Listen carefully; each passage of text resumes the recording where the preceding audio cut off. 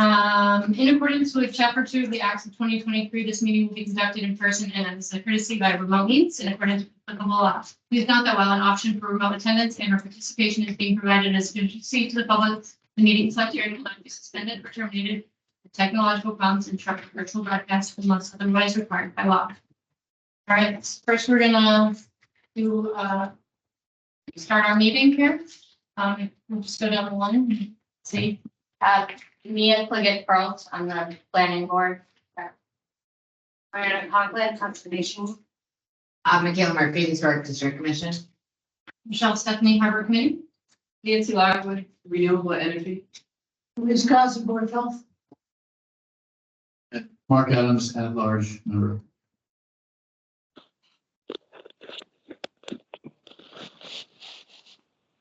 Welcome, everybody. Appreciate you coming here tonight. We have several speakers for you, which is how we're going to begin our meeting. Perfect. So this is just what the Coastal Resiliency Advisory Committee is, a temporary committee working with town staff, specifically Tim Pemler here. We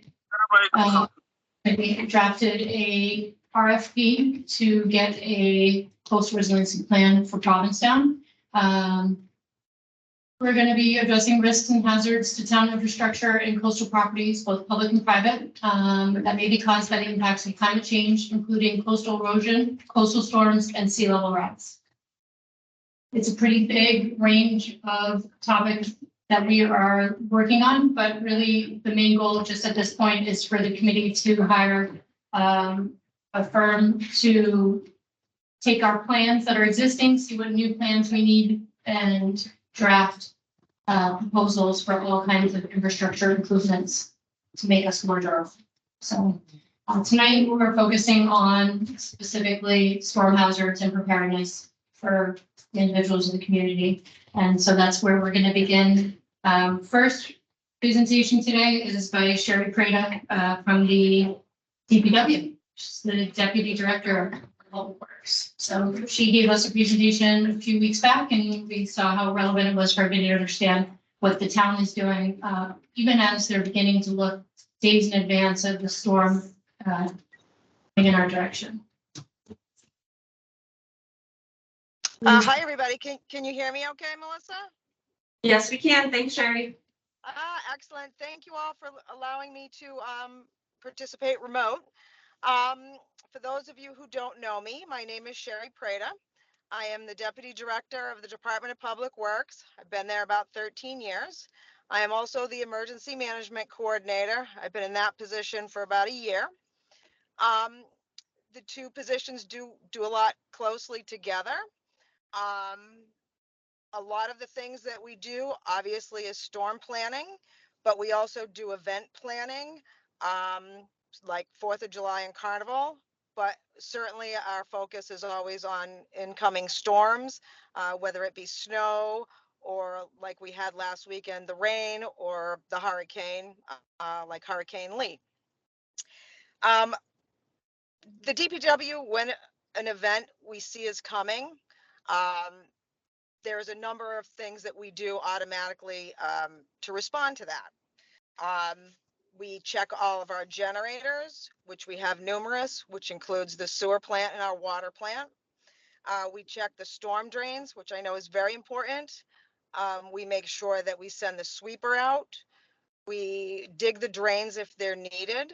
That, of course, will aid in flooding, whether that's be rain out of the sky or the tide.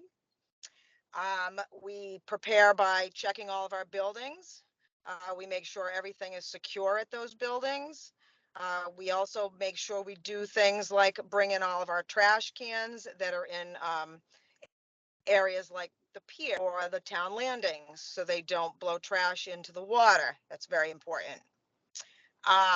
We check with our water and our sewer department. We want to make sure they're prepared in case there's something like a power outage or some sort of emergent situation. We want to make sure they have enough staff available for on call. Of course, then we, depending upon what the weather certainly is, we talk about things like sheltering or sandbags, and then we prepare those certain things. This past weekend, I know, we opened our highway garage for some sandbagging in case people needed it. In a snow situation, especially where we might anticipate power outages, we prepare things for the shelter. That involves bringing supplies in from the trailer, making sure we have staff available. So there's a number of things that DPW does. Our partners at the police and the fire, they have their things that they do. And then when we get closer to like a weather event, then we all start to meet. We will meet every 24 hours further out from an event. And that's with the county, who provide weather reports and things along those lines. We meet with the town manager, the health department, and whomever else we might need to meet with. As the storm or whatever gets closer, we meet about every 12 hours. And then we plan for whatever is happening. It seems like, there is a lot involved. Sometimes I feel like I'm moving in a lot of directions, but it's definitely, it's for the DPW staff. They do it all the time. They know exactly what they're doing. They never let me down, and they're always available. And then, of course, after an event, we do whatever we need to do as well, whether that's plowing snow or helping with flooding or just general cleanup. I think that makes sense. Do you need anything else, Melissa, or any questions from anybody? Yeah, so now when anybody in the public has a question for Sherry, have a great time. Do you have any questions about? Just explain the plan for. Yep, so we're gonna Later. each presentation, we'll open up for any questions. When we get to the end, we're gonna ask everybody who would like to speak to do so, but we will limit it to 3 minutes so we can stay within the time frame. And if you'd like to say your full name and or where you live, if you think that's important, I know a lot of you and that might be relevant. But again, more than welcome to ask questions of each of the speakers as they've spoken, and then later we'll do open comments from anybody. Sherry will not be staying till the end of the meeting, so if anyone has a question for Sherry, please ask it now. Sorry, this is Michaela. What's the best way for people to reach out if they're concerned about anything, or if they see that drains are blocked coming up to a storm or anything like that? I missed the first part of that. Are you saying who they should reach out to? Yeah, so say like we had a unseasonably warm fall this year, so there might be more leaves than normal. And so if people are seeing that there's something blocked and it's not on the usual route or anything, there's a storm coming up, how should they reach out to the DPW? Just to call the regular number and leave a message? Yep, they should absolutely reach out to me at our office at the 487-7060. If for some reason they find there's something going on and it's after hours, I'm pretty good about checking my email. So you should email. But of course, anything that seems emergent, you just call the police, and the police know how to get a hold of either me or my highway department supervisor. He's on their speed dial list. But I think the purpose of this meeting, of course, is preparedness, meaning you should be looking at these things days ahead. And by all means, you see something, you give us a call and we will investigate, or we will take care of it or try to remediate it the best that we can. Absolutely. Call me. Thank you so much. Can I ask a question? Sure, if you just want to come up to the mic so she can. Actually, I can just repeat the question. Okay. Okay, Yeah. yep. Well, my question is just, if it's a weekend or a holiday, like last year was Christmas Eve, and I could not get a hold of anybody, anywhere, not just town hall, because of the time frame. Everybody was closed. So what would you suggest if something like that ever happens again? Sure, can you repeat that? Again, no, I heard that. Okay. Again, that's one of those cases where you call the police and they have me and my highway department or anybody else, then our numbers there, and they would reach out to us and call. And if it was something that was, on the town side of things, we would respond with whatever we needed. Okay, thank you. Sure, just to can they use the 911 emergency number? Or should they dial dispatch? I do not recommend calling 911 unless you have a true emergency. Those folks are busy over there, and I would not want you to use 911 unless you had a true emergency. That's life threatening. You personally are in danger. If you see road flooding or something like that, you call the regular number, the 487-1212, and dispatch will take your call, and then they'll get a hold of whomever they need, whichever one of the team they need. They have numbers for the water department, the sewer department, the highway department, myself, my director, and they'll find one of us. Absolutely.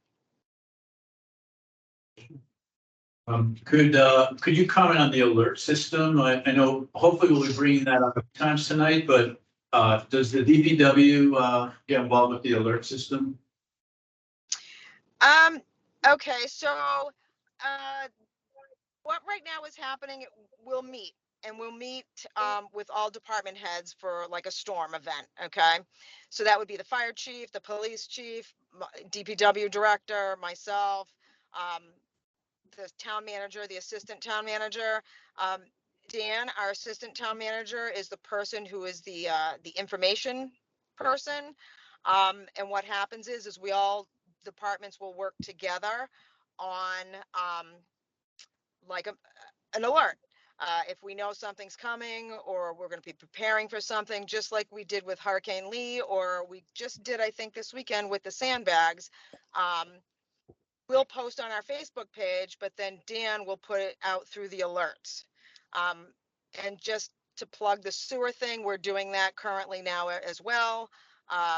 So you should follow our page, police, DPW, DPW and police Facebook pages, the town's web page, and then be on the alert system. If you go on the alert system, though, there are certain things you can sign up for and there's certain things you can pass on. So if you haven't looked in a while, I suggest you do, so you're not missing out on something that you might want to be alerted for. But yes, we do the alert system. And usually they send out an alert after we have a meeting, if it's like a storm event, say.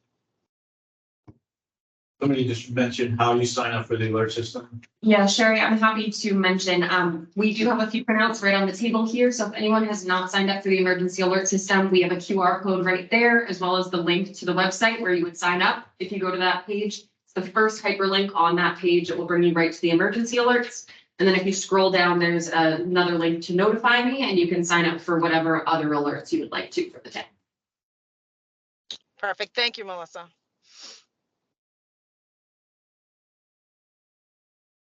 All right, any other questions? My hand's up if there's no one. Go right ahead. Hi, it's Paul Benson with the Provincetown Independent.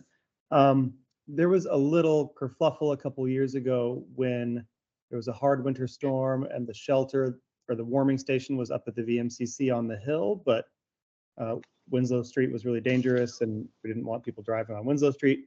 I wanted to ask which are the shelter or warming station locations that we have ready to go right now, and if they, I thought I remembered that the library was going to become one, but I just wanted to follow up on that.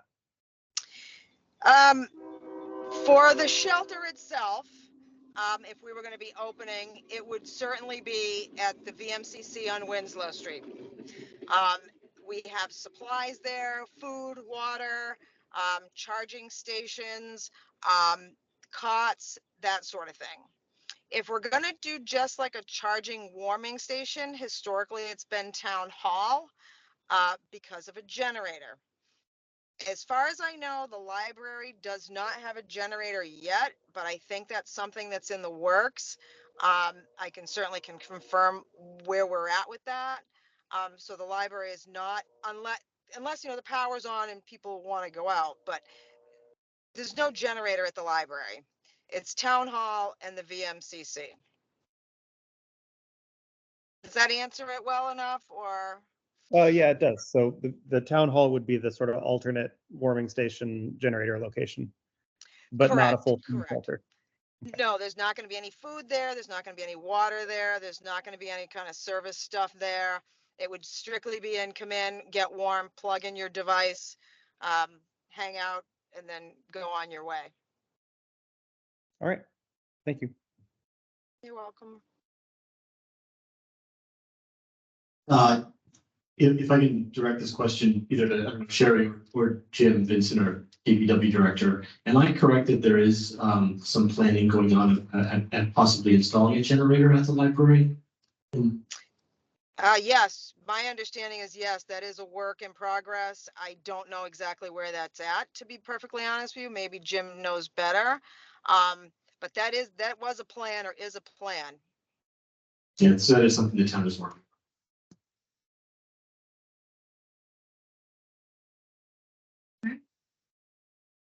Thank you so much, Sherry. We appreciate it. Good to Thank you very much. And if anybody has any questions later, or you find you might need me for something later, please feel free to email me or call me. Oh, I see more hands though. Is that for me? From Donna. Oh, one more question, Sherry, if you don't mind. Yeah, sorry about that, Sherry. This is Donna Walker. Are there what kind of resources are available for people who may need who may have accessibility issues? If it's at the VMCC for sheltering, we have special cots that we bought that were for mobility type stuff. I haven't looked at them in a while, so I can't really explain it, but I'm happy to do that with you if you want sometime. We also have 2 entrances to that building that are handicap accessible, which we make sure are clear, especially during like snowstorm. And the rest of the building has handicap restrooms and whatnot. So we're pretty good up at the VMCC. Town Hall, that's a little different, as you know. Yeah, I mean, it is possible to use the accessibility entrance, the handicap entrance, and then the elevator as long as the generator is running. But yeah, and then bathrooms, restrooms. Yeah, I think ideally in a situation, if we're having a bad event, the VMCC would be the place of choice for that type of situation. Thank you. You're welcome. And I was just going to ask if everyone who's talking could identify themselves before they talk. That would be lovely. Thank you. Absolutely, thank you. Very good. Appreciate. Oh, yep. Yeah, Michelle, Doug Cliggett, a follow-up. Sherry, does the town, any part of, the town infrastructure provide transportation to the VMCC for folks that need to be there but can't get themselves there? Yes. In the blizzards that we've dealt with, the police have transported people. There's also, if you needed to get to Nauset, if that was the case for some sort of special needs, I believe the Cape Cod Regional Transit Authority has vehicles that they do that with. There are a couple of vehicles that belong to the COA that can be used, usually by a police person, like a handicap van is one. They're in an emergency situation, and under those conditions, we can use one of those vehicles to go pick up people and transport them back to the shelter. So yes, absolutely. Of course, a lot of people get there on their own, but we do have the ways and the means to pick people up and transport them safely to the VMCC. And just as a caveat to that, there are dedicated DPW staff. In addition to shelter people, we have a buildings and grounds person who does the shoveling or snow blowing of all the entrances. And we have a highway department person who plows Winslow Street on a pretty strict schedule. So access to the building, both on the road and into the building itself, is maintained pretty well with designated staff who do that. So it's a pretty well ironed out thing for the sheltering anyway. Thank you. Thanks. Great. That's it. Questions from Sherry. Appreciate your time. Thank you for being here with us tonight. Thank you very much for allowing me to do it remote. And if you want me to attend further meetings, I'm happy to do it. And I promise I'll do the next one in person. Thank you, everybody. Thanks, Sherry.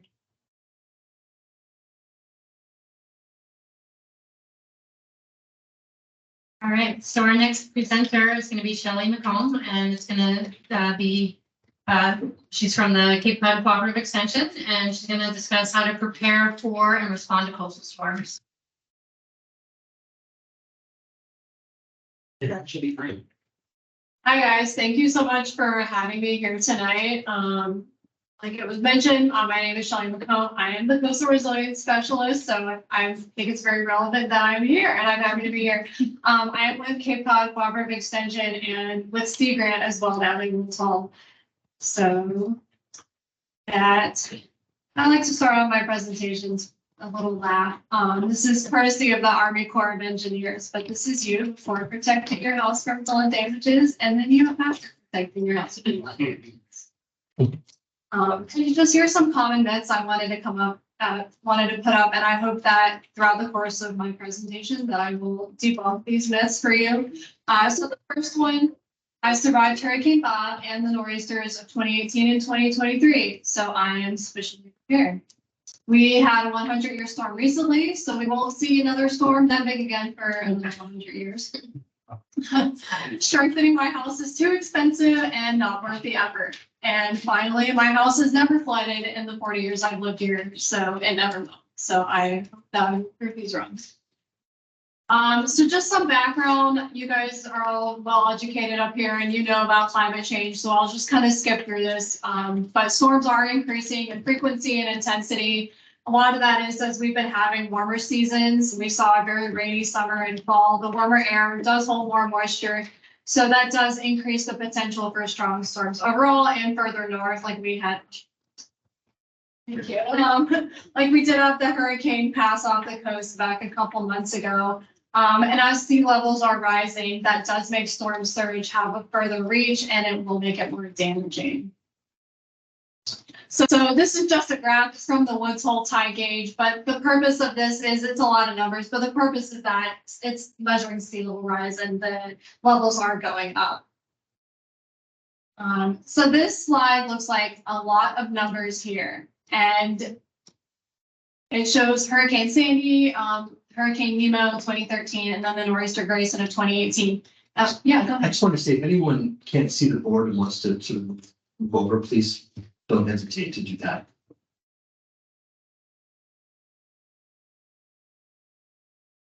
So this looks like a lot of confusing numbers, but the main takeaway here is that sea levels are rising. Sea levels have risen about 6.5 inches since 1978. So the blizzard of 1978, the surge reached 15 feet in Boston Harbor.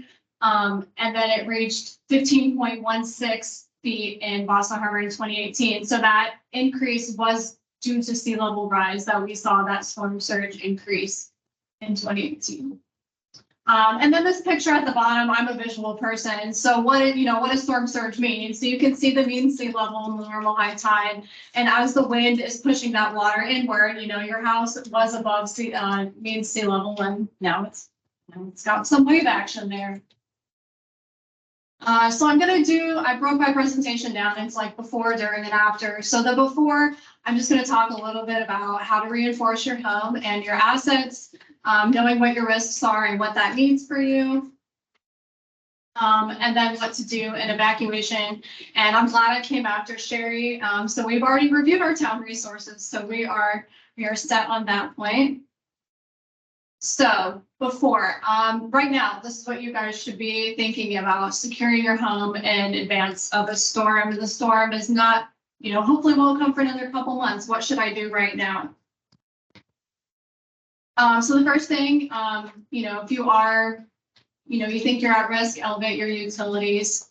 If elevating the structure, increase freeboard. So freeboard is just the additional amount of height above elevation. So this home has the slat, that is additional freeboard there.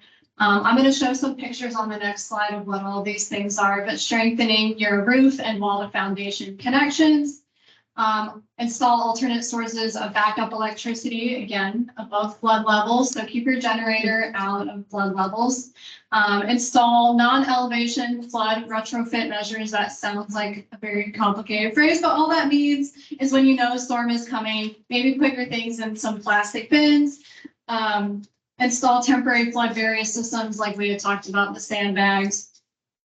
And wet flood proofing versus dry flood proofing. I'll show some pictures of that, but wet flood proofing is essentially allowing the water to run freely under your home, whereas dry flood proofing is protecting it from the outside so that no water is allowed to enter. And then finally, assess potential damage from trees. During a storm, you know, the tree could fall on you and, you know, lead to some damage there. Okay. So this first picture is of an H3 clip. You can buy this at the hardware store or buy it on Amazon. It's super cheap. And all it does is it's a Raptor truss top to plate connection, and it resists lateral and uplift loads. So just, you know, 8 screws there will, you know, just help at those connection points. This next picture here shows the benefits of wet flood proofing. So the picture on the left is without flood vents. And if you can see, the picture on the right has an arrow of the flood opening. So without the flood vents, the water will come up through the ground. It creates an uneven pressure, and that might cause your foundation to crack or even, you know, your home to collapse. But if you have those flood vents, there is a lot more water, but it is allowed to move freely. And so that pressure difference doesn't exist in that case. The next picture here is about wind. So it shows intact building versus non-intact building. So the building on the right might have had a wall ripped off of it. It might also be an open space like a garage or a shed that has the door open. And it shows the pressure difference inside and how that can lead to the roof flying off. So when the structure is intact and properly reinforced, the wind will just push on it. But if it opens the space, then that pressure difference could cause the roof to fly off. See, physics is coming back into play. And then finally, this picture on the right is storm shutters. So these are something you can buy and they just roll down and roll back up when you're not using them. Usually you can't even tell they're on the house.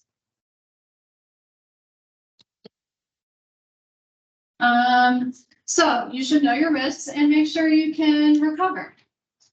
Do you live in the floodplain? If you live in Provincetown, you might live in the floodplain and know what risks are associated with your flood zone. So there are different flood zones, velocity zones where you're subject to storm surge and wave action, and the A zone where you might just have some flooding and behind coastal dunes. And I'm going to talk about flood insurance a little bit. So make sure your flood insurance policy reflects your assets. When a storm is coming, you know, take a video of your home or, you know, write down what's important, document everything, because if you do file a claim, it's really important to make sure you have all the information backed up. So, so living in the floodplain, this is, if you wanted to show my slides after, this was the link. I was just going to take it to the Map Service Center. But this picture in the overview on the left just shows the different zones. So the velocity zone is typically right along the coast, whereas zone AO is behind a dune and zone AE is just other places that'll flood. And around here, the flooding might be from the back, it might be from the front, but you won't have that wave action in the AE zone. Even if you don't live in a floodplain, you might want to consider getting flood insurance. These are just lines drawn on a map. This doesn't say where, like the water might not necessarily stop right at that line. So if you think you're on the end, it might be worth looking into a flood insurance policy. About 25% of all flood insurance claims do come from outside the designated FEMA flood zone. So, flood insurance. If you live in a FEMA floodplain and have a federally backed mortgage, you must have a flood insurance policy. This probably doesn't apply to a lot of you guys, but you should still consider buying a flood insurance policy, as your homeowner's insurance probably doesn't cover flood damage. Usually a policy should be purchased through the National Flood Insurance Program. It's just the most comprehensive. It's the most widely known, and it'll get you your, you know, claim process quickly. There are some private companies. Oh no, you're shaking your head. No, We lived it, it doesn't. And It's, and the percentage paid out is proportionate as well, not to sound negative. no, I mean, I know the home values are really high up here, so is that what you meant? It's just, there's a stipulation for everything they come, when they do show up to. It's a process. Yeah, it is a process and, you know, it's FEMA too. So I'm not the, if you want to know more about flood insurance, contact Shannon Holt, not me. And she will, you know, talk to you more about what's covered and what kind of coverage you might consider getting, so. I do want to mention that if you do have a flood insurance policy, that you do qualify for a 10% discount in Provincetown because of the community rating system. So this system just gives discounts for flood mitigation measures. So Provincetown, you know, is doing some of these preserving open spaces and providing the public about flood information. So the residents do receive a 10% discount. Next, okay, storm is coming on Saturday. What do we do? Got to secure your home. So the first thing, unplug all unnecessary appliances. You should probably keep your refrigerator plugged in and turn it down as low as it'll go. But unplug your microwave, you know, unplug your video, TV. Brace your doors and windows like those roll down storm shutters, or you can just nail in some plywood. If you have any fertilizers, you know, make sure you remove those out of flood prone areas or store them above flood levels. Secure your propane tanks. That's a big one. And then if you have an electric vehicle, make sure that's charged. And then just fill out your gas tanks for your generators and your car. So, I need to evacuate. I know Sherry talked a little bit about what's in Provincetown, but I do want to mention that if you wanted to go to a Barnstable County shelter, the nearest one is in Dorset or at Dorset Regional High School in Eastham. You are allowed to bring pets, so don't let that deter you. But also keep in mind, this might not be your plan A. This might be your plan B. You might want to go to a family member's house. You might want to go to your primary residence inland or a hotel, you know, in Boston. But if a storm is imminent, just make sure you're prepared to be gone for about 3 to 5 days. Understand, you know, what each family member needs, medications, feed some books to keep you guys, you know, occupied. And then I'll talk a little bit about your go bag. So I want you guys to go home and pack your go bag. So this is, after I'm done talking, you should absolutely grab a homeowner's handbook, or you can grab one now. In there is this emergency supply list, and it's broken down into a couple different categories of what it's recommended. Yeah, thank you. Oh, maybe not. Oh. Are there handbooks in there? Yes, there are. They're just buried. 1 sec. There they are. Yeah. Thank you. Yeah, so I want all of you to go home and pack a tote bag or a backpack and just throw these supplies in there so that you don't have to worry about them. You know, put a cell phone charger in there, put a change of clothes, a can opener, maybe a couple cans of soup.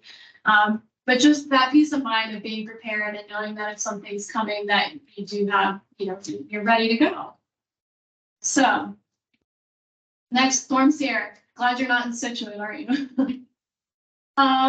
So I'm glad we talked about the local alert system, but MEMA does also, that's the Massachusetts Emergency Agency. They also do have an emergency alert system. You should definitely subscribe to that. Listen to the radio, social media, online news, everywhere. Your town officials are going to be posting there. So make sure that if you have internet and your phone is charged, that you are monitoring that. Be sure to communicate with your household, especially if you get separated. If you leave, stay away until it is safe to return. Do not drive through downtown Situate. And then also report power outages. When the power goes out, people will have this mentality of, oh, someone else called the power company. And it's probably best to just, you know, take the initiative and call the power company.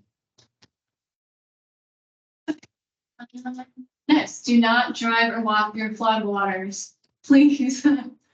As little as 6 inches of flood water can damage your vehicle. About a foot of flood water can carry a car and float a car away. Electrocution is the #2 leading cause of death from flood waters. So even water that looks like it's still might have an electric current running through it. And saltwater is extremely corrosive, especially to electric vehicles. So yeah, stay off the roads unless driving is absolutely essential. I hope you guys recognize this picture. So be careful of damage and debris. If a structure looks unsafe, don't enter it. It might look okay, but foundation might be susceptible to collapse or the roof. Let your local officials do the damage assessment. Again, this might not apply to you guys because home values are high up here, but if your structure is damaged beyond 50% of its assessed market value, you will have to bring the entire building into flood compliance, with historical exemptions, of course, but just keep in mind, it's better to if your home looks like it's damaged, it's better to let your local officials assess, which is, I'm sorry. Let your local official assess it first. Okay, after storm is gone, I've been gone for 3 days. What do I do next? So maybe you'll file a flood insurance claim, maybe you don't, maybe you, wait till the assessment's done. Before you do anything, any kind of work, make sure you do apply for a permit. Even if you don't live in the flood zone, you probably need to file a permit. There's other building requirements like conservation, historical, zoning. So just make sure you go through the approval process, that you don't get fined later down the road, and properly dispose of debris. Typically that's going to be out on your curb, but just make sure that, we do dispose of that properly and you're not contaminating the environment. So take care of yourself. Your mental health is very important. Storms can take a real toll, especially if there's damage involved. You guys are already getting involved by being here, helping to build resilience in your community. So thank you guys for being here. And just continue, working with the town and taking those next steps to improve, your preparedness for the next storm. And telling others how to tell them to pack their go bag too. And then, so you think you're ready for some? Maybe you should grab a homeowner's handbook to prepare for coastal hazards, and then you'll really be prepared. But with that, I am happy to take any questions, or feel free to write down my email and.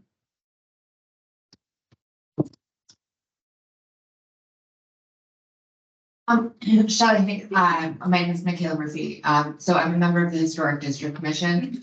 And so Provincetown is, I think, the largest continuous historic district in the state, as well as the highest number of historic homes in the floodplain. So most people here live in historic homes, and I attended a conference in Portsmouth called Keeping History Above Water. I'm not sure if you were there, but one of the presenters was a company called Building Resilient Solutions. And I wish I had known about that before the Christmas Eve storm, because they do a lot of site testing, and they have, one of the things that they were saying essentially is it's a lot of flood mitigation things. And I know that there are people in this room who've been out of their house for a year, and because of the storm and storm damage. And one of the largest issues I think that people had was getting people to do the work, and also getting insurance companies to pay out. So one of the things that they told us that they can do basically is, so say you have a 1940s pine wood floor, they can measure within centimeters. They can tell you based on the type of wood that you have, if you cut, for example, 6 inches out, then that's how much the floor will expand, and then you don't have to get whole new floors because they will buckle. So are there any other resources like that that you know of that we could share with people? So in the event that no matter how prepared they are, they still get goosed, that there's something that they can kind of mitigate right away after? No, I mean, I wish I had been at that conference with you. I can't think anything off the top of my head. I can certainly do some research and, talk to my other colleagues and see what, I mean, that is a concern. I say typically you're going to be displaced for 3 to 5 days, but here that is a concern that it might be longer. Yeah. So I don't know off the top of my head, but I will do some research and get back to you with some resources. Thank you. And for anyone else who is interested, it's brs.ll LLC is the Building Resilient Solutions. And so they have a whole they have a website and they will talk to people, but they have a whole list of resources that they have and different tests that they've done with different materials. And, you know, as from a historic standpoint, we're trying to, as technology improves, figure out what materials are going to work better for people. It's a great point. Thank you. Does anybody have any questions? I have a question. Can you tell us your name? Oh, yeah, my name's Anthony Iannacci, and a lot of these, solutions, are geared towards the private homeowner, and many of them are very expensive. And additionally, a lot of them seem to be addressed towards communities where there's more space around the homes. So we live in a very tightly knit community, both physically and on other levels. Are there any examples of communities like this that have taken collective action? Because I think it's frustrating to think that only those who can afford mitigation are going to be able to keep their properties sane. I don't think anyone, regardless of how much money they have, wants to live next door to a house that is no longer occupied because it was flooded out and people can't live there anymore.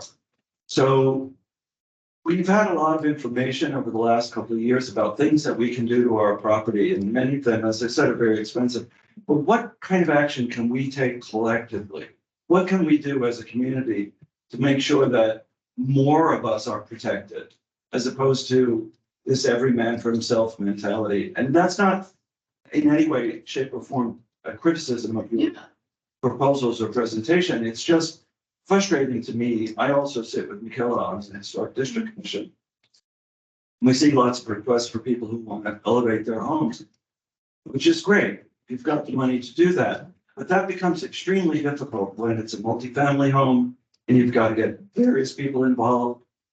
What can we do? Or are there places that we can look to who have collectively taken action that was successful? Yeah, no, I'm really glad you brought that up. And I think just being here and having this conversation as a community is definitely a great first step.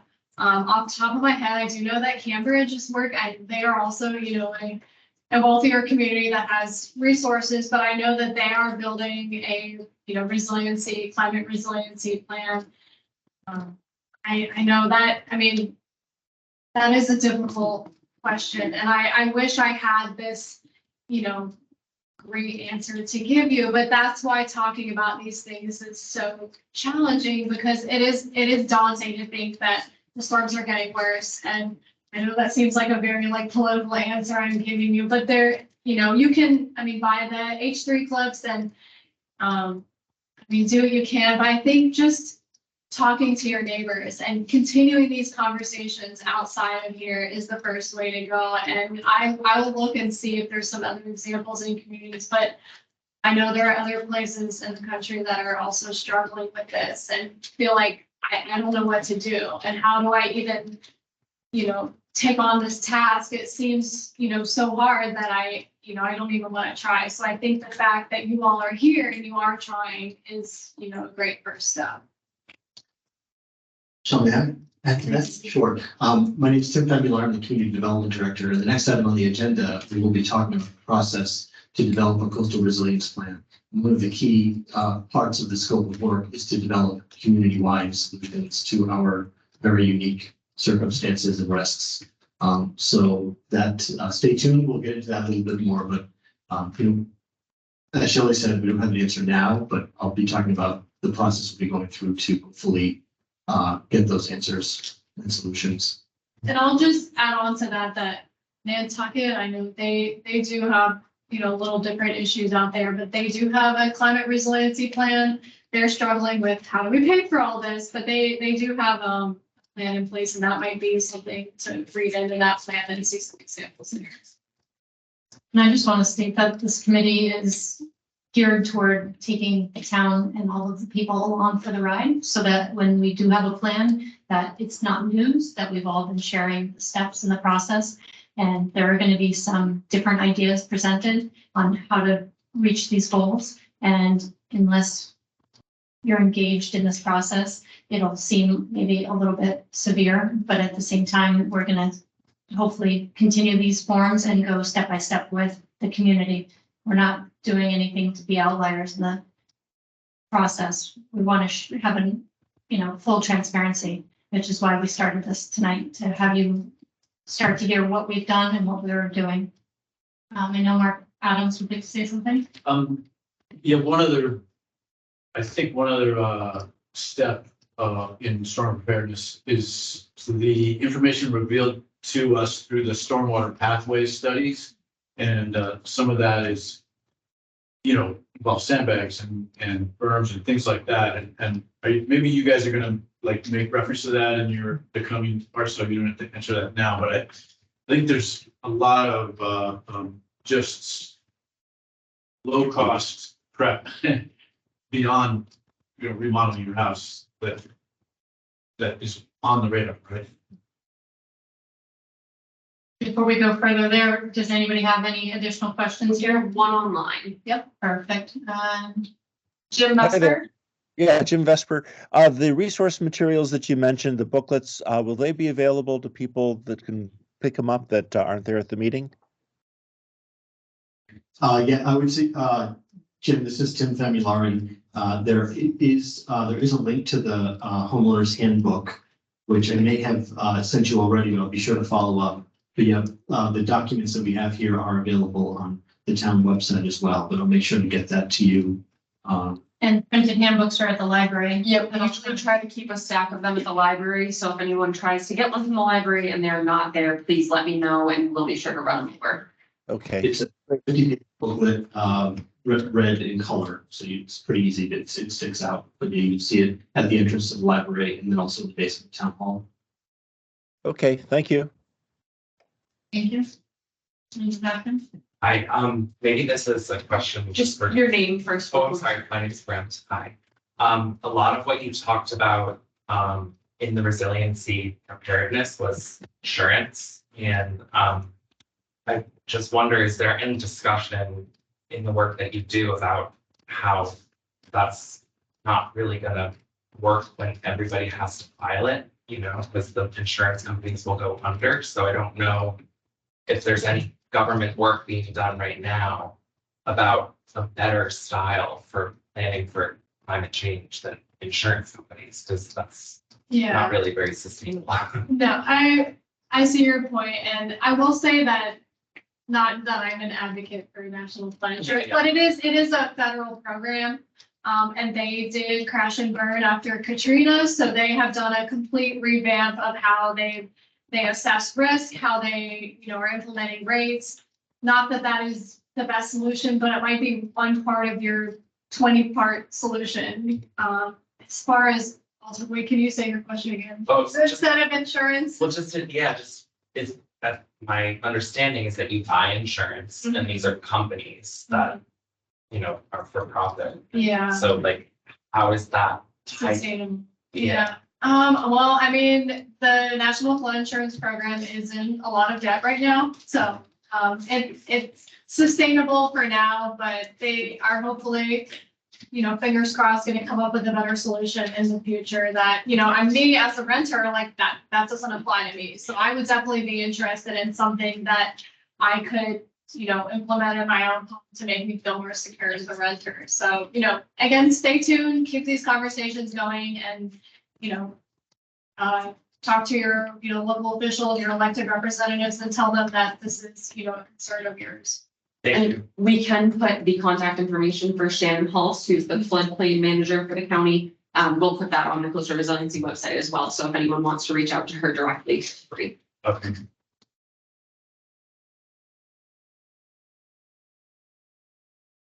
All right, well, thank you so much for being here on this. We appreciate it.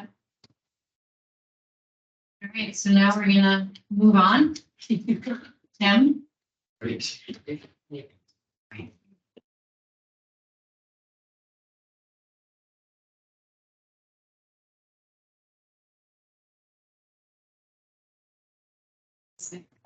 So And I will share this PowerPoint, which also has the link to the coastal hazards handbook as well. So if anybody wants it digitally, we'll have that available. No, there we go.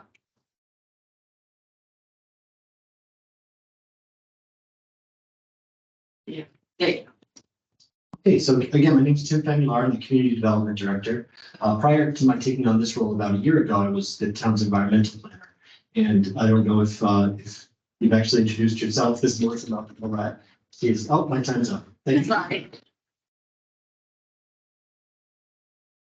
I'm also trying paper today, so. Well, Melissa has been in the position of environmental planner now since April. And we work together with the Coastal Resilience Advisory Committee. But I've been with the town now for about 7 years. In my prior role, these are some of the ongoing resilience projects. I didn't want to spend too much time on these. I don't know if we mentioned this in the outset, but the committee's plan is to have these kinds of forums about every other month. So the next one we have scheduled is January 31st. We thought it might make sense then to have sort of a deeper dive into some of the projects that the town is working on. But I do want to just sort of make this audience aware of some of the projects that we are working on and where those are. So the first is the Ryder Street Dune Enhancement Project, which is to construct an enhanced dune across the street from Town Hall. As you may recall, 2018, we saw some severe flooding there. Was what is sometimes referred to as still water flooding. We didn't have a lot of wave action, but as Shelley had pointed out, we saw that 15.1 foot high tide. Usual high tides are at about elevation 9 or 10, the full moon maybe 11. So that's a project that has been caught up with some property ownership issues. I won't bore you with all the details right now, but that is still on the town's on the town's horizon for construction then next year. We've also been working on intermunicipal shoreline management projects with our fellow Outer Cape towns on how to, basically we've been looking at how to share our resources and expertise with Eastham, Wellfleet, and Truro. We're all facing similar issues. We're all out at the end of this peninsula. Our risks are exacerbated because of our remoteness. And we are looking at policies and projects that are more intermunicipal in nature. And just to touch on a few, one of them is coming up with a regional sand banking system so that we can develop beach nourishment or dune enhancement projects with a local source of sand. With the sea level, basically the climate crisis, the level rise, sand is becoming more and more scarce. And again, because of our remoteness, it's costing more to acquire and deliver sand here. So we're looking at developing a regional sand bank that could help support our projects. We're also looking at harmonizing our wetlands regulations and floodplain regulations. So those are just some of the projects. We've been working with the Center for Coastal Studies as our consultant for the past 5 years in some of those projects. We're also working with the Cape Cod Commission on a low-lying roads assessment, where we analyzed, we've actually also did low-lying roads assessment as part of our Outer Cape planning process that identified a few key areas. One that was we looked into as regional for regional solutions is the segment of Commercial Street 6A from Snail Road to the Truro Town line. Because if we lose, if something happens on Route 6, there's some sort of an accident, Commercial Street or Shore Road in Truro is very low lying, and that we're looking at basically ways to help mitigate flooding on that in case we need to use it as a backup emergency evacuation route. So we're looking at alternatives for that. A separate assessment done by the Cape Cod Commission identified 2 areas in town, one in the West End around the West End parking lot, which flooded in both 2018 and again in the December 2022 storm. And also in the East End, the area around Howland Street, Bradford and Commercial, which saw catastrophic flooding in December of 2022. The next ones 4 through 7 are projects our DPW is currently working on. We're looking at relocating the Ryder Street Beach outfall, which many of you may be familiar is the source of a lot of our problematic flooding here around Town Hall that occurs not just with coastal storms, but also with heavy rain inundation. We're also looking at improving the outfalls at Howland Street, drainage around Howland Street, and relocating outfalls around the Coast Guard Pier and also at Pearl Street. That those projects have an interesting component in that they not only might mitigate flood damage, but they also will help improve the water quality of the harbor significantly. Porous pavement in Commercial Street. And for those of you who are unaware, we do have porous pavement that runs essentially from the intersection of Commercial and Bradford Street all the way west to about the west end parking lot. So we're looking at doing that last segment from the west end parking lot to the Rotary at the Provincetown Inn. And we're also working with the town's engineering consultants to look at ways to extend that project to Province Lands Road. As some of you may be aware, that is also very vulnerable to flooding, and for the west end, that is an important access route. So we'd also be looking at ways to elevate that roadway along the marsh there. And finally, the sewer replacement and modernization. For those of you who might be aware of our special town meeting a year ago, we talked about the town meeting approved going townwide with sewer. That also includes dollars to modernize the central vacuum system downtown, which, as we know, flooded to great catastrophe right before Carnival. So that's another important initiative. We're actually submitting a great request for state grant funding to help us with that design and engineering project. Eventually, probably the year after, to actually make that happen, to implement that. So I want to talk about the scope of work that we have for the request for proposals that we're putting out to hire a consultant to help us with the coastal resilience plan. And Shelley had mentioned Nantucket's coastal resilience plan. There are a lot of similarities between Nantucket and Provincetown in that there is a very low-lying historic district. There's a lot of critical town infrastructure and businesses. They face a little bit more erosion than we do as a more pressing concern, but we essentially used their RFP as a model for ours. So I wanted to walk through some of the contents of the RFP. It should be going out at the end of this month. We expect to have a consultant on board in February. But essentially, the first step would be data gathering. Mark had previously mentioned some of the previous work and study that the town has done. He mentioned the storm tide pathway.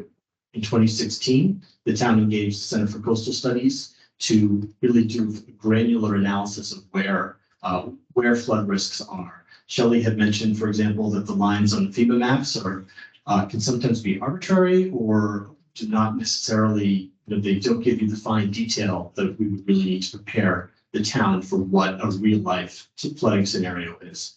They did that work in 2016. And as part of that, they also looked at the town's critical infrastructures and critical infrastructure components and identified sort of where the most vulnerable ones were. The most vulnerable is the airport. It is very low lying. The second is Town Hall. As we know, this flooded in 2018 during that storm. Other very vulnerable components are the central vacuum system, which for better or for worse was built on McMillan Pier. So that basically essentially gave us a roadmap of where the town should look first. What are our most significant vulnerabilities from a public infrastructure point. I just want to note that. Another is our hazard mitigation plan, which will be updated in 2021. We have to update it every 5 years. So we'll be looking to update that in the next fiscal year, begin that process. That is a document that's required by FEMA for municipalities to be able to access grant funding from the federal government. I do just want to pause here to talk also to address Anthony's question about sort of community-wide, projects that private property owners can avail themselves of. And there is a grant program that I believe Situate has taken advantage of, and I believe Marshfield as well, that does provide federal funding to help with elevation of homes on private property. It is a very labor-intensive process. Those towns had to hire their own coordinator just for that that grant cycle. But as you will find out, that's something we want to have consultant analyze as part of our plan, the feasibility of doing that kind of. Essentially, what it means is having a critical number of property owners actually develop engineered drawings to elevate their homes and get all the permit approvals, and then the money comes in. So it's complicated. I am optimistic that perhaps the federal government will find ways to make this less bureaucratic and onerous and time consuming, but that is the kind of resources that we want to explore in the coastal resilience plan.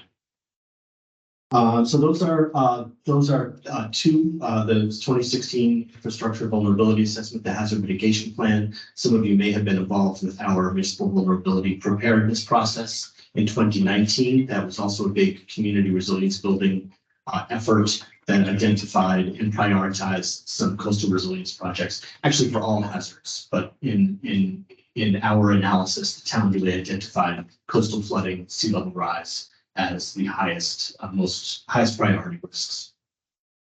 So, data gathering. We have done a lot of research, a lot of work. The consultant will look at all of that as a background, sort of jumping off point. Public engagement is going to be very important. We will have, the consultant will have several planning meetings with stakeholders, which include not just town departments, but also nonprofits, business associations, youth, our school department, the National Seashore, the U.S. Coast Guard.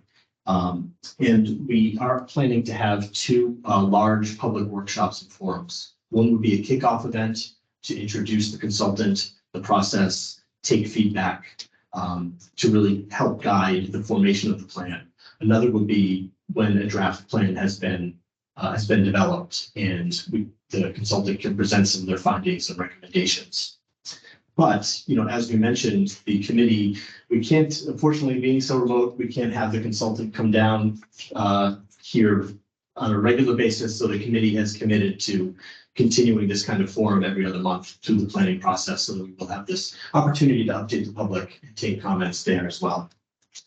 And then there will be 2 meetings with the select board and also quarterly meetings with this committee. Methodology. This is, I'm sure, every day you hear in the news different predictions about what climate change means. There's a lot of different types of data out there. We want the consultant to really look at what is most germane to our region and really look at local data. With these storm events, the town staff has been tabulating and keeping track of what properties have flooded and to what extent. So we're really going to be looking at having the consultant incorporate that data. But essentially what the methodology will tell us is what kind of risks we're looking at in 2035, what it will look like in 2050, and what it will look like in 2100. Well, obviously, this plan isn't going to take us through to 2100, but we want to know sort of what we're looking at. And this is something that will need to be periodically updated, this plan. The vulnerability study and risk assessment, I mentioned we'd already done one in 2016. We're looking at engaging the Center for Coastal Studies to take a look at how the situation has changed in the past 7 years and updating that and seeing if our critical infrastructure, our most vulnerable infrastructure needs to change. Next, this is really the meat of it. Strategies, projects, and implementation. What the consultant will do is develop recommended projects and methods for adaptation, or a suite of them. We have recommended that divide the town into essentially 10 sections and look at, take a closer look at those areas to see what kinds of suites of recommendations, suites of projects might be appropriate in those certain areas. We'd be looking at developing a design flood elevation. That's what that term means, is essentially to what elevation certain infrastructure or buildings should be built to protect them in the short, medium, and long term. And what we would also want to see is a ranked prioritization of those projects, and as well as estimated costs. Nantucket has really been guiding light for us. And as Shelley mentioned, really the one of the main issues is going to be funding. And that's also an important part of what we want them to deliver is the estimated costs for those and funding sources. Public preparedness documents. We have a great handbook here, but what we're looking for is the development of a variety of different types of documents in different media, with recommendations about how often to update them, helping to improve our website, maybe developing curriculum for our schools, and a plan to basically keep those materials up to date and refreshed, and looking at in the documents would sort of have two different focuses. One would be sort of for preparation for storm events, and another would be for long-term adaptation. A toolkit, again, this would sort of be a little bit more beyond the preparedness documents. It would really give, I think, more concrete examples of what property owners can do to accomplish their adaptation goals, but also look particularly at funding sources. If this is not going to be cheap, what kind of grants can the town be looking at to assist homeowners to make those things happen on a community scale? And then development criteria, this is essentially will help us look at our regulatory boards and recommend changes in policies, bylaws, or regulations to ensure that individual property owners, when they do make resilience improvements to their property, do it in a consistent and effective way. As Anthony mentioned, we're all sort of built on top of each other. It's a very, very dense building environment, and how can we look at each of those properties to really make specific recommendations as to how to prevent or mitigate flooding in a coastal storm event. So those are really the highlights of the plan. At this point, we do have an opportunity for public comment, but it's okay. I think maybe if anyone in the room would like to address questions specifically about the plan, I'm happy to answer those questions now, and then we'll take an opportunity for comments as well. And look online just in case someone's raised a hand. I haven't seen any.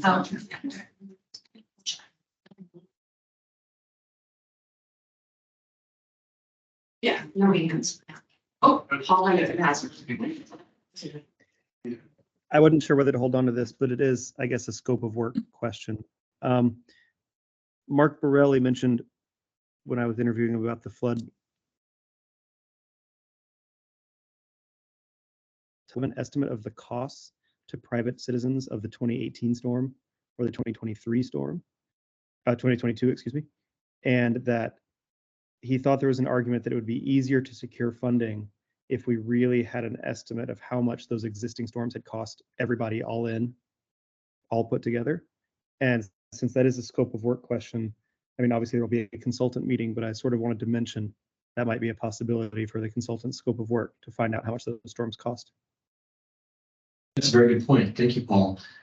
We had, since the storm of 2018, town staff has made periodic efforts to get that kind of data from FEMA. There are a lot of privacy rules around insurance claims that makes it very difficult to get that data, but that will certainly include that in the scope of work for the consultant to assist us in getting that. There are ways of aggregating data. We don't necessarily need to know what the person at 400 Main Street filed and what their specific losses were, but there are. It's navigating a federal bureaucracy. I think some of the discussion we've had so far has alluded to that. That will be very important information, and we have been trying to get it. We have not yet been effective at that, but that's certainly something we can have the consultant look into. So thank you for that. Does anybody else have questions specific to plan? So I'd like people to share their personal stories. Your stories became pretty relevant to this committee a year ago. We talked extensively about what happened on December 23rd. That's why this is the first forum that we're holding. We wanted to be able to share information as close to the winter season with people so that maybe you'll spread it amongst your community of friends and neighbors about what we've shared with you so far today. But we are very interested in your personal stories. I would love for many of you to come up if you're interested and tell us for a few minutes about your experiences or anything else that you would like to share. I would try to limit it to 3 minutes. It'd be hard to do. I know these stories are, pretty personal. And of course, stating your name as well. Any comments will also influence what the future topics will be for future public forums. So if anyone has an idea for something they would like to hear about or like to learn more about in a future public forum, that's also something we'd love to hear about. Looks like we have 2 people online.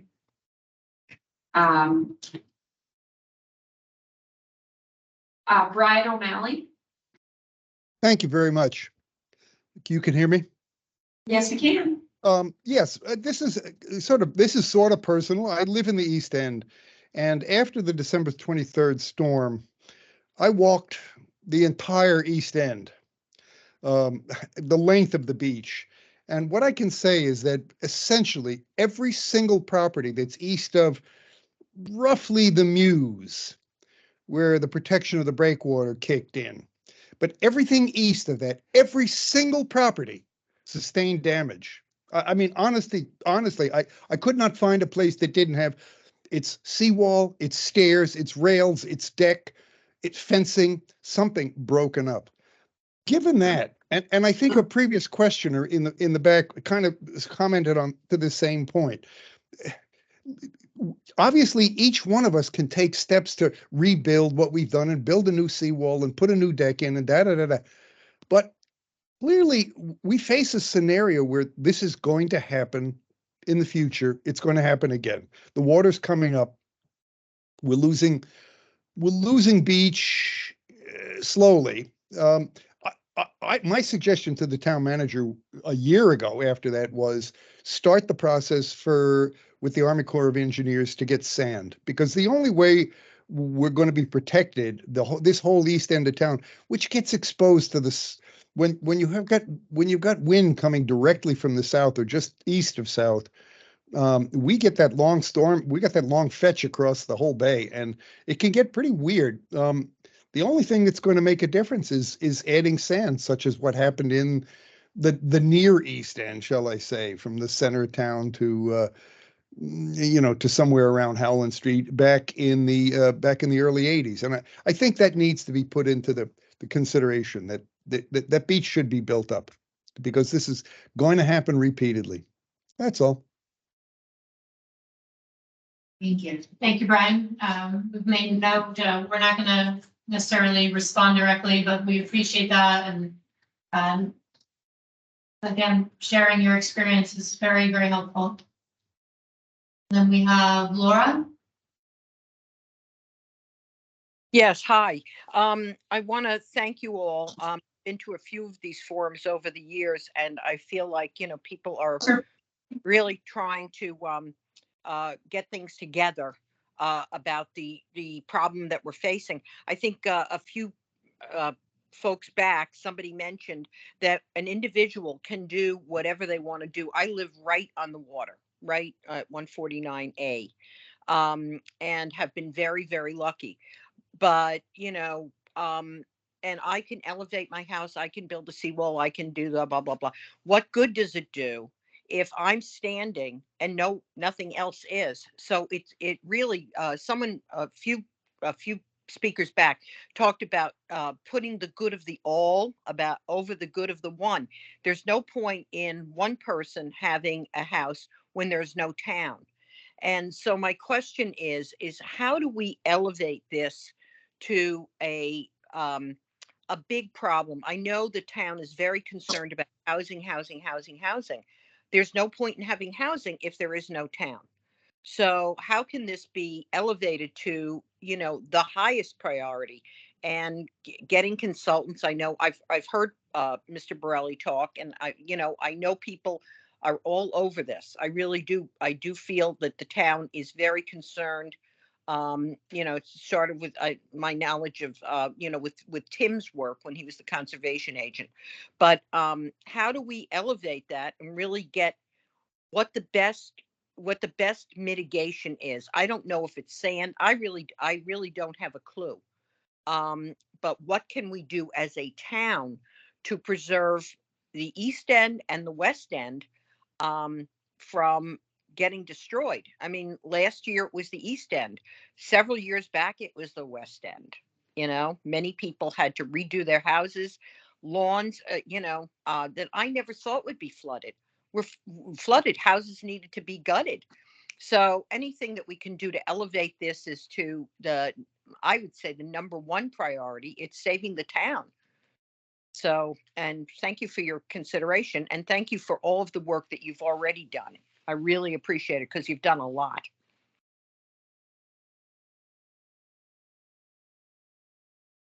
Thank you, Laura. I see Quinn would like to speak. Well, if there are, If you would, it'll record better. Thank you. I'm not usually on this side of the table. Thank you. Yeah, sorry. Yeah, the ladies are nice to see. That's nice. I think you probably know me. I'm Quinn Taylor. I own Cafe Heaven, and I'm also on the zoning board. Oddly, that is missing from this committee, which is odd. We don't like you guys. People always yell at us, like I know they up to you. I have a little, I'll be brief.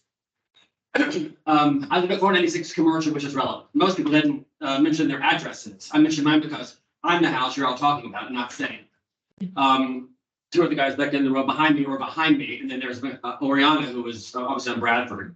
I watched it happen. I'm still terrified of it. I heard a windstorm. I texted Oriana, are we in trouble? We don't know which way the wind is coming necessarily, or it can turn like it did on Eve, the phrase I've come to love.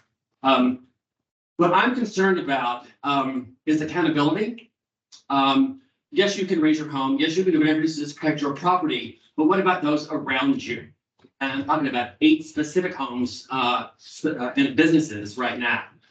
I feel like the town either needs to do I looked this word up online, floodplain management ordinance or law.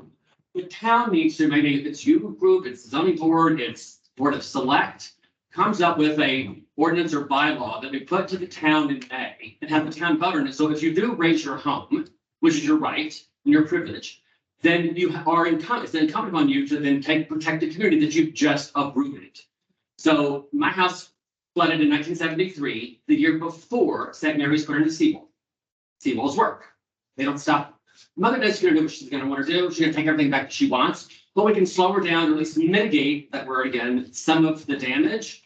We had nothing because a house across the street from me raised its raised 10 feet. Now put a seawall back in place. We're working with those homeowners now to try to get some kind of temporary dune. Jim Vincent's been amazing. It's on a temporary dune, or even sandbags at a minimum to stem the tide, if you will, because seawalls work.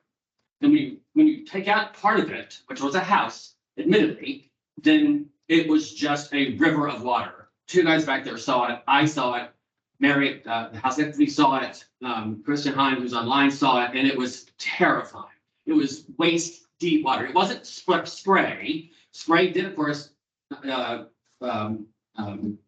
impact the amount of water, but it wasn't the sole source of the water. The sole source of the water was clearly from a direct lack of protection.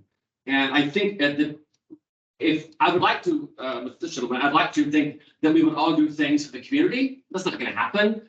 We need a law or an ordinance that will, if you raise your home at your election, that you need to do something to protect the environment, the landscape, the seascape, the shore, your neighbors. It's impossible, and I'm almost finished. But I'm working with a couple of people already about this, and I would ask you to help me. We need to present something to the town in May to get this voted. Storms will happen between now and May. Thank God for that man over there. He'll save my life and save my house probably again. But it needs to be a town-wide effort because we can't do it piecemeal. Houses are being raised every week, every month. I'm on the zoning board. They come before us to have them raised. Is it us that does it, or is it? I think it's the town.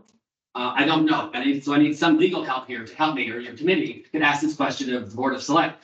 Who would be the author of this potential article or whatever we call it, ordinance, to then protect the homes once the house is raised? My crime stat story, I'll be back in the house next Saturday, which is a year to the day before the actual flood wrecked my house. I've been out for a year. Thank you. You'll be coming over. Thank you very much. And thank you all for what you have been doing, certainly to protect the neighborhood. When we don't get a lot of help from neighbors, the town has been extraordinary. And thank you also for your help. Thank you. Thank you, Quinn. Listen, maybe we could link on the coastal resiliency website, the presentation from the Cape Cod Commission and Woods Hole. So Quinn, for historic, this is something that comes up for us quite a bit and that we're trying to figure out how to sort of mitigate exactly that, protecting one historic structure by raising it while potentially putting other historic structures at risk.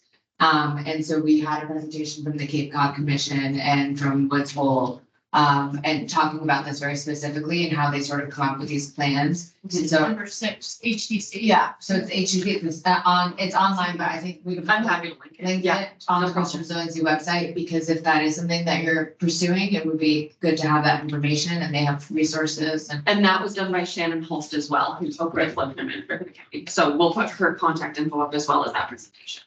Yeah, I think the Fort 496 was built in 1863. And she's been standing all these years. So some things work. Thank you. Thank you so much. Somebody else want to share with us? I'll speak next. Sure. Okay, yeah, thanks, thank you. My name is Sasha Richter. I own property at 6 Daggett Lane, which got hit pretty well. Both basements, I have a basement in my cottage, basement in my house. I had 2 swimming pools. Quinn pretty much covered it all. Pretty much what I was going to say. The main problem right now is the old Cranes frame building that's been raised. From what I understand, when the construction was done to build that building, put it on pilings, they unearthed the natural dune, replaced it with some sand that they maybe built up, and that thing washed right away with this big storm, the storm of December 22nd. So we have no protection there now. Back in 78, when I think there was a storm in 78, and that was prior to the wall being built at St. Mary's in the Harbor. After that wall was put up, supposedly it saved us quite a bit from a number of storms. So I agree with Quinn. Cement seawall will make the difference. I've heard just lately that the property that used to be Pat DeGroot's house, they're talking about possibly lifting that building. We're gonna have a bigger problem there if they lift the building. They don't put a seawall, from what I understand. I think the Ice House condominium may have had a wall, but they cut into it, put a staircase down to the beach, so they didn't have to walk up over the wall. And that contributed in this last storm to severely flooding Collins Street, Daggett Lane. So that's our main concern right now. I don't think the sand's going to do much by putting sand in front of the places. If you look at the cut that's been cut in the point itself, just by the force of the water washing away sand, I think we need seawalls. And if these 3 buildings, Pat DeGroot's old house, the Ice House, the old Craig's building, I think that they should jointly be talking to the town about putting a joint seawall.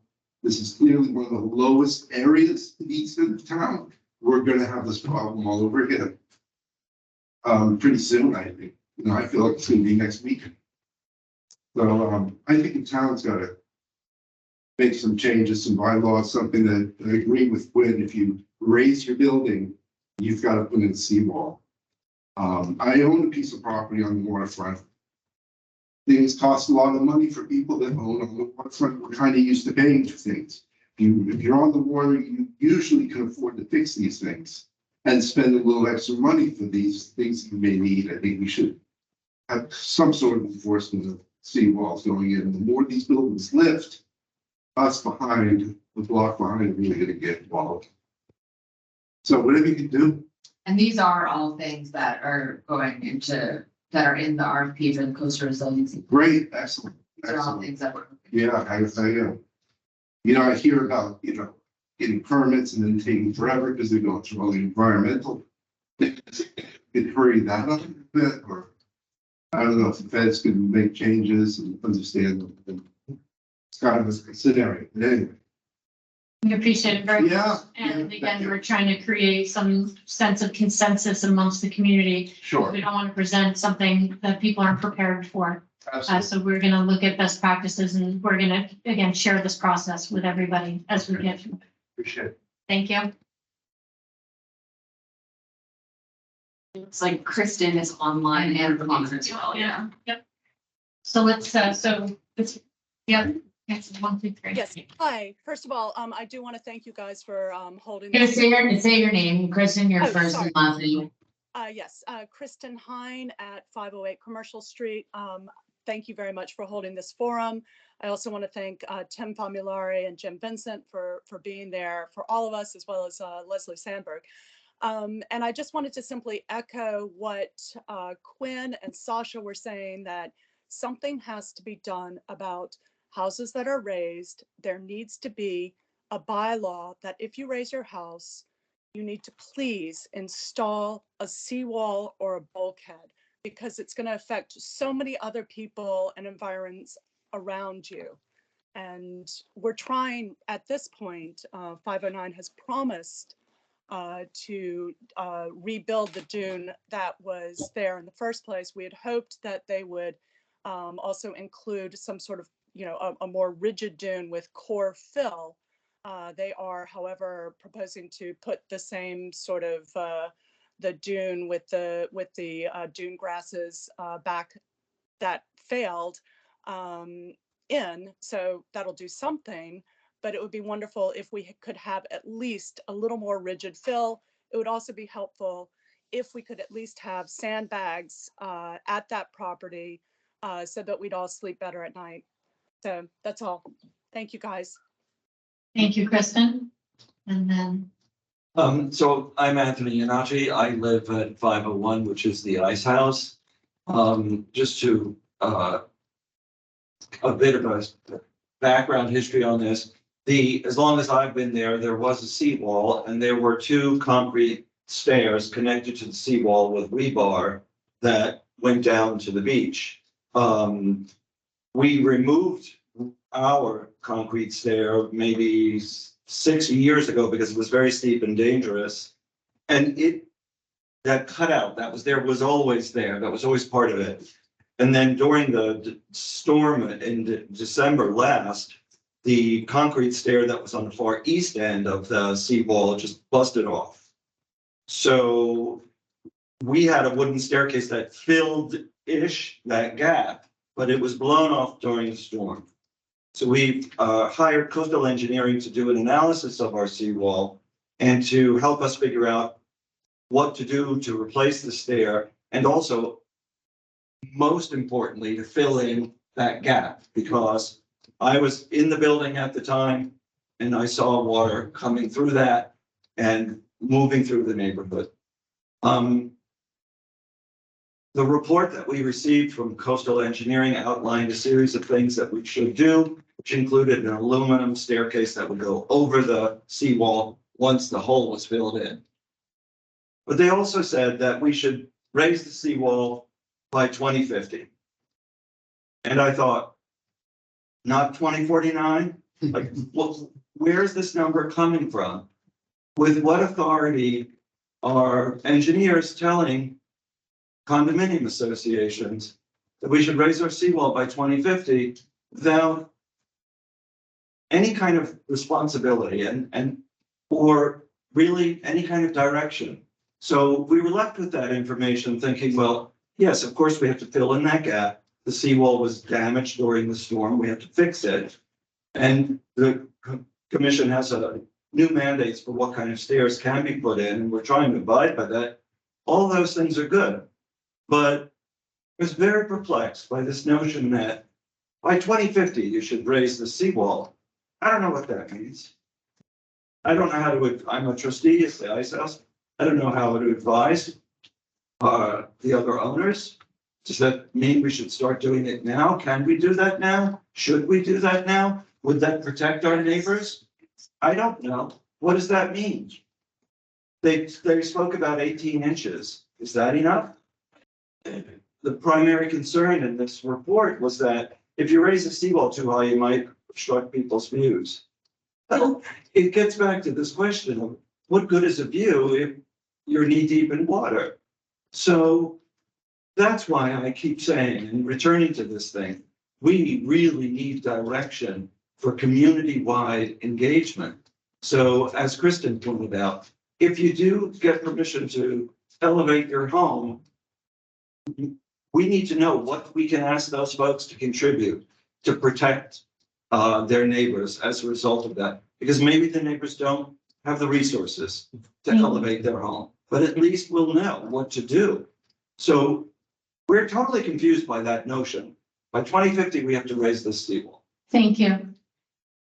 What you said was really valuable because it's been heard by the people who need to hear your personal experience. Some information like that is very valuable, so thank you. Jean Marie Caslow, 213 Bradford Street, 5 Holland Street. 213 is our main residence, my voice, and I born and raised here. 5 Holland is a 1,750 square foot shed, which was their music shed from birth to age 27. They lost the entire contents of everything, all 3 vehicles. The list goes on and on. Take more than 3 minutes. The majority of the water that we watched and lived come to us was over the ice house wall. Yes, it was combined with edges. The bulk, which is 100% on video, just came over the wall. It's still in my house today. It's still in my yard. It's in my shed. It's in all the destroyed areas, which we are slowly rebuilding. But, you know, it's a process because we have no. We're moving forward. What happened, happened. We've accepted our losses. We love our town to death. The wall, we have so much footage of the way the storm came over the wall. The other areas, yes, combined, it did form a tributary-like system and all come down. The majority of it is still in my, the seashells from the parking lot, the ice house are still embedded in my house. We can't get them up. The flow was just, it was so intense. Literally covered my driveway within 3 minutes. 4 feet of salt water, 3 vehicles, 100% totaled. Instantly. My whole entire house was surrounded by salt water within minutes. Helpless. Nothing we could do. Absolutely nothing. I mean, it would take years to explain what was lost. But again, our focus now is on what we do have and moving forward and trying to protect what we do have, what resources we have to work. Thank you for sharing your story. Many of us are very conscious of what you experienced and grateful again that you share these details. I think it's very valuable for the process going forward. And we are looking to mitigate these problems. It's a pretty expensive process and it takes the community at large to support these big scale projects and these decisions that aren't always exactly everybody's dream, whether raising or building seawalls or concrete versus sand. And so you've all presented information and we really just want to work toward consensus and community knowledge. So thank you. Thank you.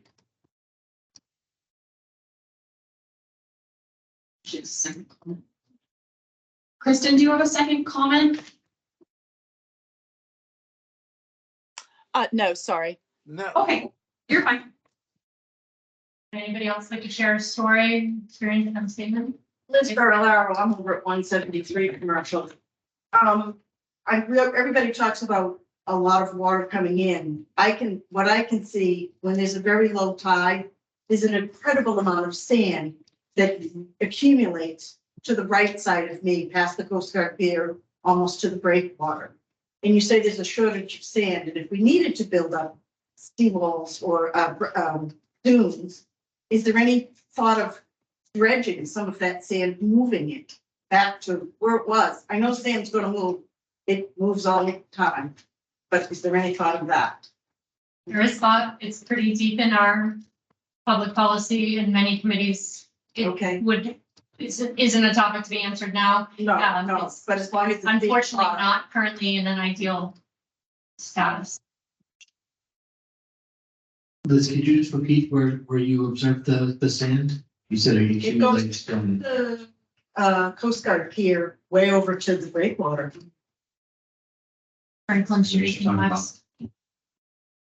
It's a lot of accretion, and then there's a lot of loss in front of the boat slip properties. Yes. A lot of accretion on the front of the About 2 Bobcat. houses over from there, yeah, a lot of loss. There's definitely some changes in some of the flow and the accretions. Pureport and Harbor Committee definitely address these topics. Perfect, thank you. And conservation. Now, if I can speak quickly, I mean, it's the whole point of this committee and like this public forum is that we want to let everybody talk. We want your stories. I know I'm not supposed to go too deep into this, but I just want everyone to know that like I was there, like this ruined my business. Like I have 212 the Eastern Market, and like I hear everything that everyone is saying. I lived through it, and will be your biggest advocate on this, and we're on your side. And what I keep hearing is that we need a communal outreach, and that's what we're really trying to do is build consensus right now, because there's no way this is going to ever work without that consensus. So thank you all for being here, sharing your stories. Yeah, I just want to echo what Oriana said. At Sal's, we've had floods and we've had fires, and I know insurance doesn't pay out. And you know, we're lucky in a way because we have natural flood vents because we have holes in the floor. So the water comes in and the water goes out, but there's a lot left behind. And so I think that everyone here is very, very committed. We're all part of the community. We're, you know, a mix of homeowners and renters and business owners and people who work in businesses. So we all really get it from every angle, and we definitely don't know everything. But we luckily have really great town staff and resources from the state who are coming to help us. And so the more questions that you guys can furnish us with, and that it doesn't have to be tonight, you can ask us when you see us in the street, or you can email Melissa or Tim, or you can write it on a Post-it note. But the more information that we get from you going forward when we're doing this plan, the better this plan is going to be for the entire community. And that is what we're hoping. Like, we want this town to survive 100 years, 200 years. We want something to be left behind completely. We want it to be left behind. So thank you all very much for coming. I just have, Mark Barrett, I had in working with a lot of the people that were affected by the flood last year, we did a couple fundraisers, we raised money, we're like, you know, we tried to give out some of these funds, and there was no one person, or there was no town office that we could say, who has been affected by these storms? Who can we reach out to say, hey, look, we raised however much money we got, who can we get these to? And there wasn't like one place, there wasn't one number, like my basement's flooded, you call this number and it just gets reported. And I know the same thing happened when the freezes happened, where so many people who are away from town in the off season had breaks in their pipe. There are still places in town that they have water leakages that they don't know about. So that there should be, or there's some clearinghouse of information that people can call into a number and say, or to try to get information all in aggregate into one place. Like, we've had a below zero thing, pipes are frozen, call this number, or have, you know, a check on these things, because those are all resources that, you know, if your neighbor's flooding for 5 months and no one knows about it, like, that affects everybody down the line. Something that we learned, and I helped some of these people with the storm damage and stuff, that many people don't know. If you have something in your basement that's personal, that isn't a mechanical item, and it gets flooded, insurance does not cover that. If you have hazardous chemicals just sitting in your basement, we were wading through hazardous chemicals that all went into the aquifer. Like, maybe some education on that. Like, if you have a basement, this will not be covered. Get it off the floor. Do not store chemicals on the floor of your basement, because that's going eventually into our drinking water. Like, all these things are just like things that we learned that no one knew. The insurance companies like, well, you're not getting paid for that. That's not our problem. So any information in these packets or whatever going forward would be helpful to people just like learn. I didn't know that. Who would? No, and the more information like that you can give us, like, I didn't know how many people of my friends last year didn't know how to keep their pipes warm, like didn't know to run their pipes. I was like, what? but people don't know until they do. So the more information like that you can give people or give us that we can put out would be really helpful. And there is a lot of that information in that coastal hazards handbook. So please, please, please take it, give it to your friends, give it to the people that you know, your neighbors. It truly has a lot of information. A few people on the committee have not gone through it and went through it as part of this process. And we've all been. We have more, you guys. It's a lot of them. We got lots. And Mark, we're looking to sort of post little snippets, so I think you gave us 2 really great ones there. So again, sharing with us, Tim had a great database of photographs. You know, we are one of the committees, we've never had anybody come in to have a public comment where our meetings are open. The noon, second Wednesdays and fourth Wednesdays of the month. And this information, even just to stop in at the beginning of our meeting and share information with us, I would be very grateful. Mark Adams, over here, would like to comment? Yeah, you know, I'm in great sympathy with what you guys are saying. After Hurricane Sandy, I worked in New York with some of the cleanup, and Ellis Island had original documents about, you know, immigration documents, historical documents stored in, you know, Ellis Island is at sea level in the basement next to where they stored the ketchup and mustard for the concession stand. And so they end up with this toxic soup and these very valuable documents floating, and they had to rent a whole warehouse to clean these page by page. So we learn by experience, and you know, even the government doesn't know what it's doing in some of these things, and we're learning. So it's great to hear that. I also wanted to say that one of the valuable things in the plan is that it has timeframes.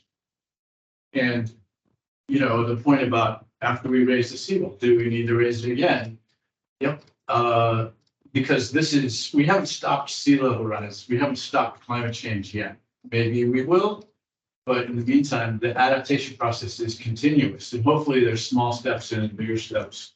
But right now we have FEMA flood elevations that tell us what's in danger right now, but it doesn't tell us what's going to be in danger in 20, 30 years. So it's expected that every adaptation we consider should have a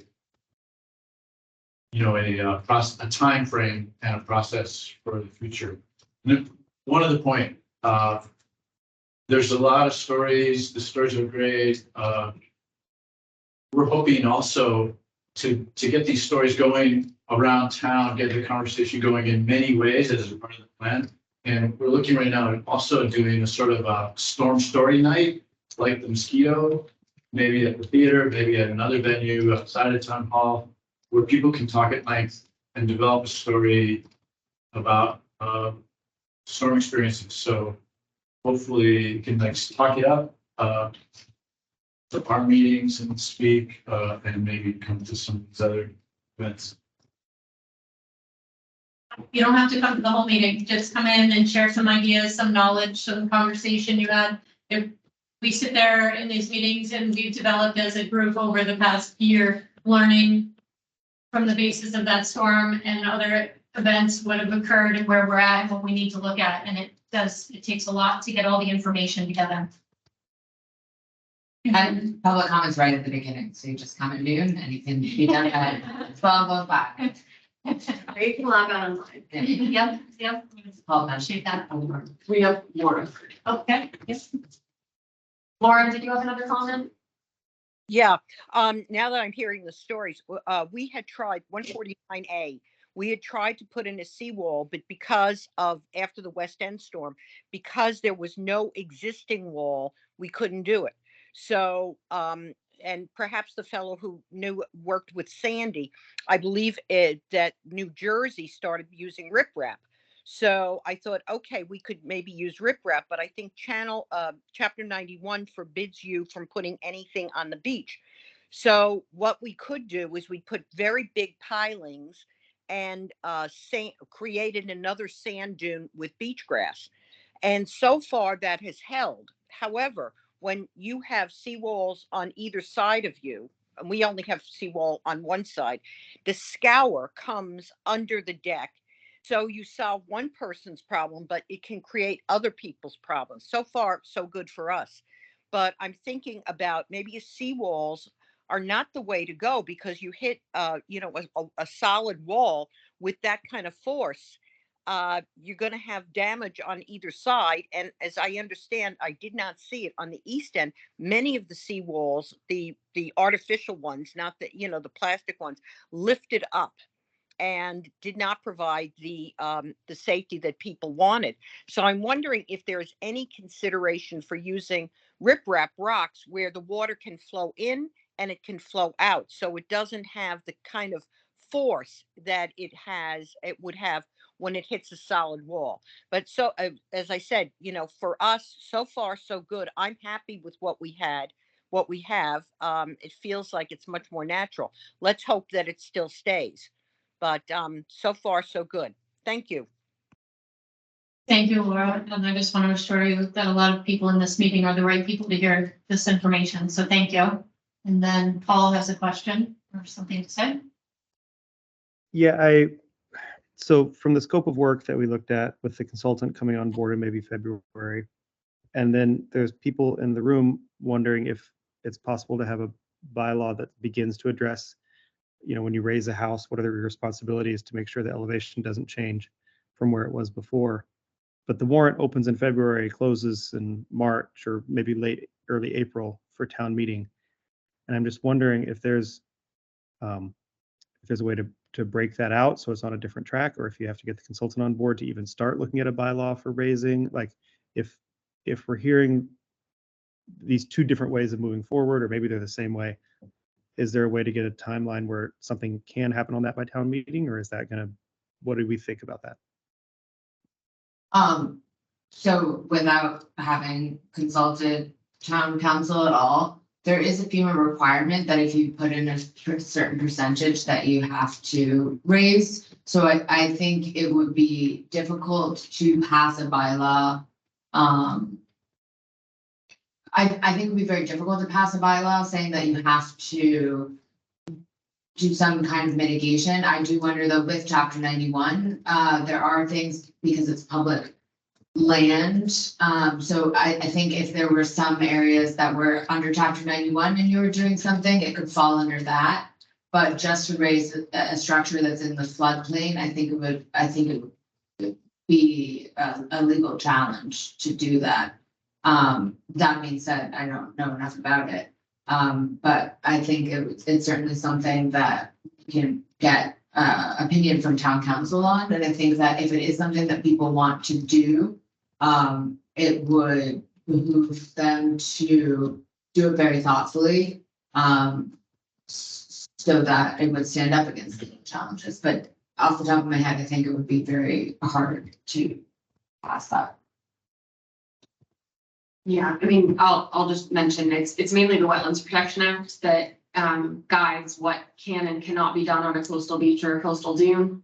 That is the purview of the Conservation Commission, but it is also reviewed by the state. And the way that the Wetlands Protection Act works, the Provincetown bylaw can be more strict than the Wetlands Protection Act, but it cannot be less strict. So from a wetlands perspective, at the very least, it's possible. We can absolutely speak to town council about it. But there are going to be some hurdles to get over if that were to be proposed and were to be accepted by the state after it were voted on at town meeting. I don't know. Yeah, I would just add, one of the ongoing resilience projects related to our intermunicipal shoreline management includes working with the Cape Cod Commission to develop regulations at the local level, which would not require town meeting approval. They would just have to be adopted after a public hearing by the Conservation Commission. So they have an engineering firm and a design consulting firm that's helping us develop regulations about how we can better locally control what happens in our floodplains. And we've asked that part of that include ways to mitigate flooding if a property is elevated, or if some work would be done that would otherwise introduce floodwaters further land from that property. So that ideally would not would not even require a town meeting. And that is something we're looking at as well. Sorry, just to clarify, my experience of the raising the FEMA is only from a historic standpoint. So there's nothing from historic that we could condition, but like Melissa said, there might be other avenues through conservation. Or zoning. Yeah, I think clearly the timeline for this project is not really targeting Springtown meeting for implementation of changes. But I also want to say that it's very clear that we're relying a lot on town staff. And we have very talented town staff for these kind of creative solutions. So I think this part of this meeting is putting a call out for your ideas.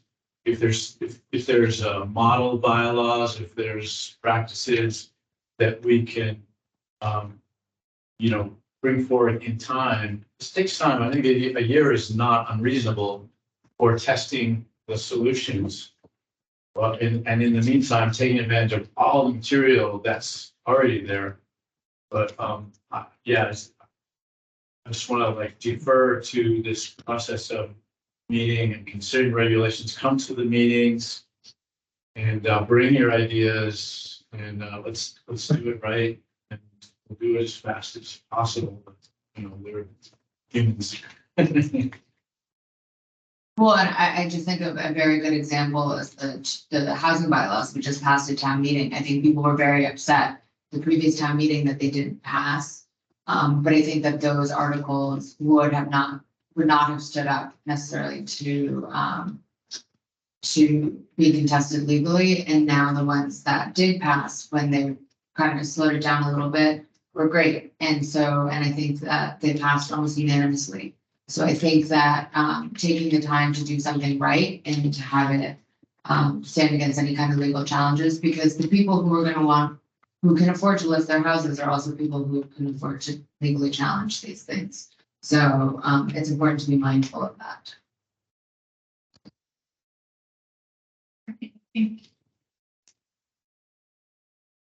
Everybody's satisfied with their comments, and we're very grateful you came. We have to plug our next meeting a little bit, Jim. Yes, January 31st. I think the committee will probably meet to discuss, what comments were discussed here to formulate the agenda. If anyone has any ideas about specific things they want us to follow up on at that meeting, I think we have a running tally. But if there's anything else you'd like to see, get in touch with us. And we'll actually hand out some business cards, which you'll want to take. Otherwise, I'd just like to echo Michelle's comments. We're really grateful for your participation and involvement tonight. If I can just say one thing, in addition to, any ideas you might have, also any ideas on how to get the community more engaged in this process too, I think would be awesome. And we'll put some penny. Yep, absolutely. We're going to try all kinds of formats, and we have gone through many ideas. This is just the initial step into it. It's only just beginning. So we want to make it fun, entertaining, and as involved with everybody as possible. Again, we have the handbook, we have the flyer for signing to the alert system and COVID tests. And snacks. And snacks. Sheets on your way.